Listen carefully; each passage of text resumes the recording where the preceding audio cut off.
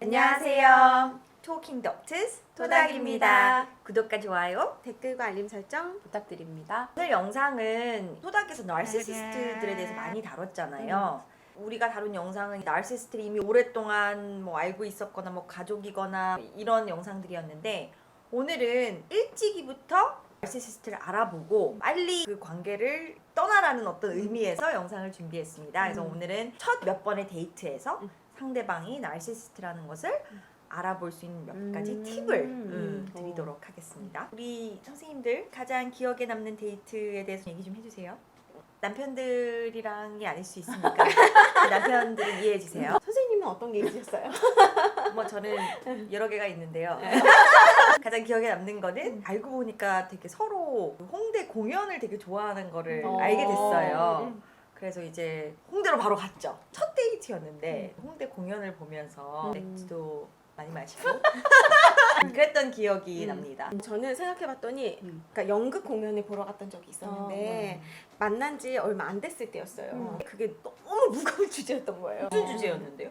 그게 무슨 전쟁 관련된 아니, 기억에 남을 수 있겠다. 그래서 제가 또 약간 공연이나 영화나 이런 거 한 번 보면 굉장히 집중해서 보거든요. 그러니까 너무 힘든 거예요. 제가 전쟁을 하고 나온 것 마냥 끝나고 나서 되게 다크서클이 여기까지 내려오고 취향이 독특하셨던 데이트 상대였는데 갑자기 생각나는 게 만난 지 얼마 안 됐는데 두 번째 반인가 그랬는데 저를 되게 유명한 라운지 바 이런 데를 데려가가지고 거기에서 엄청 비싼 술과 막 자기는 이런 데 되게 자주 온다는 식의 말과 그런 걸 얘기했던 사람이 있었어요. 근데 제가 그 질문을 왜 드렸냐면요, 이제 나르시시스트를 초반에 알아볼 수 있는 좋은 첫 번째 방법 중에 하나가 데이트 장소를 확인하는 거예요. 일단 첫 번째, 두 번째, 세 번째 데이트인데 되게 화려하고 굉장히 익사이팅한 느낌을 들 수 있는 장소를 잡았다. 그러면 약간 적신호예요. 저는 갑자기 기억이 났는데 데이트에서 민속촌을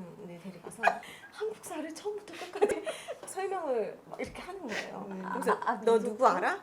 너 이게 왜 이렇게 됐는지 알아? 막 저한테 질문을 하면서 그저는 모른다고.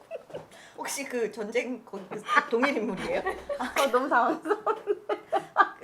토닥입니다. 그런데 궁금한 게 있는데 그게 왜 나르시시스트라는 신호예요? 약간의 감은 왔겠지만 나르시시스트는 보이는 걸 너무 중요시하잖아요. 그러니까 핫플에 가는 거, 인기 많은 곳에 가는 거, 이런 게 나는 좀 뭐가 있는 사람이야 이런 느낌을 줄 수 있고, 또 남들도 내가 이런 데를 막 잘 간다 이런 느낌을 주고 싶고, 그리고 내가 이런 걸 좋아하니까 상대방도 당연히 이런 곳을 좋아하겠지. 사실 공감 능력이 떨어지는 건데 사실은 그런 장소 좋아하지 않는 여성분들도 많고, 대화를 하기 위해서 좀 조용하고 오히려 좀 안정적인 곳을 좋아하는 사람도 많잖아요. 근데 이제 그런 특성 때문에 그럴 수가 있죠. 반면에 나르시시스트가 아닌 사람은 선생님이 얘기하신 대로 우리끼리의 대화를 더 좋아하고 그냥 소박하게 우리가 잘 아는 동네, 식당, 맛집, 편안한 분위기, 대화를 위주로 하는 거, 편안한 분위기를 이렇게 형성하는 그런 사람들이 훨씬 더 많은 것 같아요. 그러면 두 번째 신호도 있을까요? 두 번째 신호는 나르시시스트는 이런 핫플 비싼 데 좋아하니까 그래서 갔는데 직원들을 대하는 태도에서 이 사람이 나르시시스트인지 아닌지를 알 수가 있어요. 근데 그게 두 가지가 있어요. 첫 번째가 너무 친할 때 갔는데 막 누구 오셨어요? 잘 지냈어? 그래 지난주에 나 왔었는데 이러면서, 그래서 너무 친밀하고 여기 내 아지트야 이런 느낌을 만약 준다면 약간의 적신호예요. 얼마나 거기를 많이 갔고 거기서 술도 많이 마시고 돈도 많이 쓰고 팁을 많이 줬을 수도 있고 그러니까 오죽했으면 이제 거기서 그렇게 잘 알겠어요. 그러면 오랜 시간 동안 그 사람이랑 알고 지내서 그렇게 친하게 지내는 게 아니라 그냥 표면적으로 그 순간에 있는 척을 하려고 그렇게 하는 거를 말씀하시는 게 맞는 거죠? 네, 맞아요. 그러니까 나르시시스트는 막 보이는 게 중요하다 보니까 또 대접을 되게 많이 받고 싶어 하거든요. 이승현 선생님 얘기대로 오랫동안 알고 깊은 관계를 있어서 친한 게 아닌 그냥 표면적으로 아는데도 엄청 자기한테 잘하는 거를 보고 싶어 하거든요. 그러니까 그렇게 하게끔 말씀하신 대로 돈도 많이 쓰고 자기한테 그런 대우를 해줄 수 있게끔. 근데 또 반대도 있어요. 너무 친밀한 걸 떠나서 딱 갔는데 엄청 직원분들을 대하는 태도가 너무 아랫사람 막 무시하는 태도, 반말 막 한다거나 자기보다도 뭐 나이가 있는 직원한테도 그런 태도도 실은 나르시시스트라는 신호이기도 해요. 결국은 내가 너무 잘났으니까 남을 무시하는 거죠. 나르시시스트가 아니신 분들이 오히려 상대방을 조금 더 친절하게 대하고 겸손하고 더 존중하는 태도로 대하는 네. 거를 많이 볼 수가 있는 것 같아요. 세 번째 신호, 첫 데이트, 뭐 두 번째 데이트 후에 엄청 스윗하게 문자를 보내다가 며칠 연락이 없다가 하루에 막 몇 번씩 아침 먹었어, 뭐 점심 먹었어, 오후도 화이팅 막 이렇게 하다가 또 연락이 없다.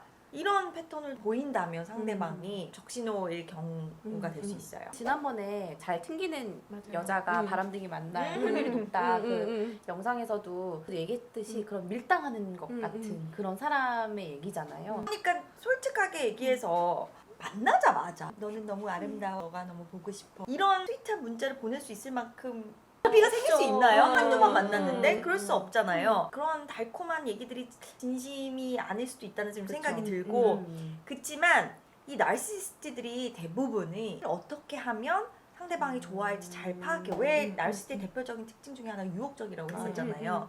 어떻게 하면 상대방이 좋아할지 잘 알고 있죠. 근데 막 상대방이 좀 껌뻑 넘어올 수 있게끔 연락이나 이런 걸 취하지만 진심에서 나오는 게 아니기 때문에 생각날 땐 하는데 생각이 안 나면 또 안 하는 거죠. 뭐 일부러 밀당하는 걸 수도 있지만 그러니까 일관된 행동을 안 보이는 거죠. 네 번째 특징은요.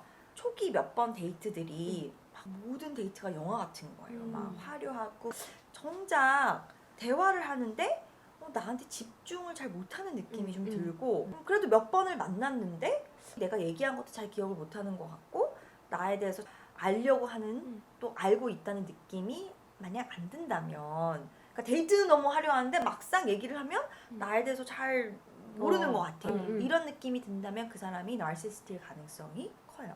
아까 저 얘기했던 그분 있잖아요. 그분이 그러니까 되게 재밌고 신나고 나랑 잘 맞는 것 같고 이러는데 막상 얘기를 해보면 불편한 거예요.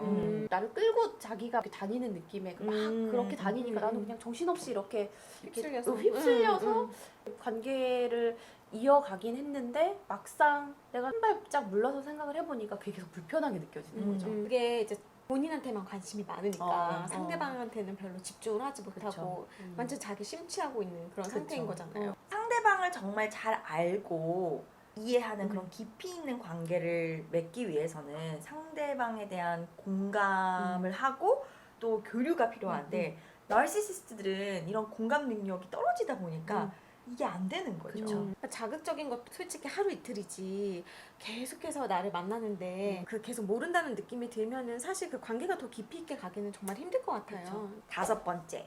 또 초반에 데이트할 때 둘이서 데이트하는 경우도 있지만 뭐 같이 친구들 지인이랑 뭐 더블 데이트든 같이 만나는 경우도 있잖아요.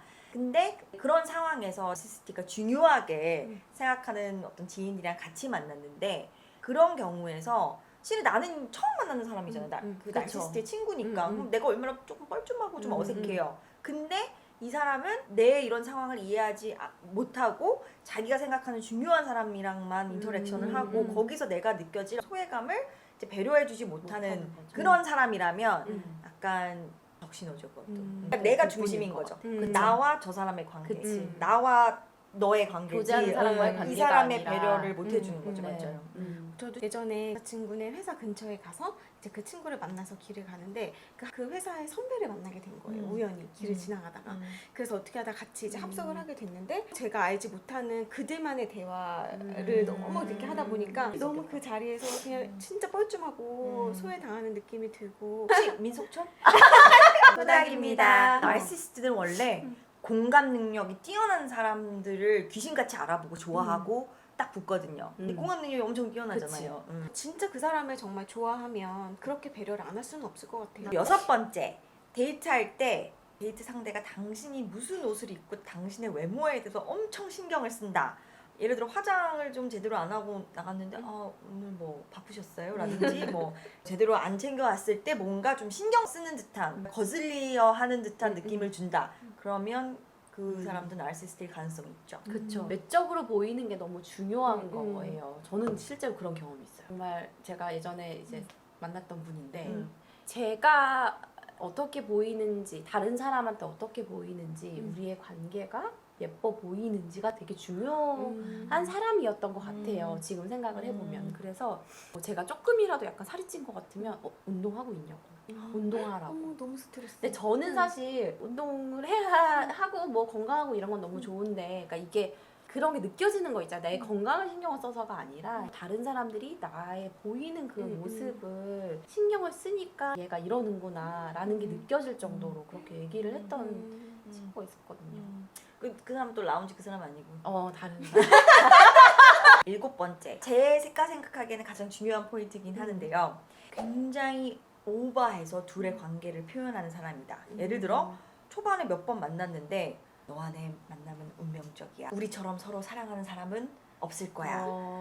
너는 내 삶의 목적이야. 근데 뭐 3번째 만났어요. 그런 얘기를 하는 과한 얘기를 하는 사람은 나르시시스트일 가능성이 있습니다. 이게 내가 책임질 수 없는 말이잖아요. 나는 너랑 결혼할 거야. 막 한 번 만났는데. 그러면 그 사람들은 그렇게 만난 지 얼마 안 됐는데 과하게 더 포장을 해서 이야기를 하고 그러는 이유가 도대체 무엇일까요? 나르시시스트의 가장 큰 특징 중에 하나가 과대 사고잖아요. 그렇죠. 자기 스스로에 대해서 이 상황에 대해서 이렇게 과하게 과하게. 포장해서 생각을 하거든요. 그러니까 이런 연인이나 사랑에 대해서도 굉장히 과대한 판타지가 있는 거예요. 판타지에 들어가 있는 조연의 느낌? 약간 그냥 자기가 갖고 있는 판타지에 누구를 갖다 넣냐인데 이제 지금 데이트 상대가 이제 거기에 들어가는 거죠. 그쵸. 잘못 걸렸네. 오늘의 토킹은 여기까지. 도닥입니다. 감사합니다.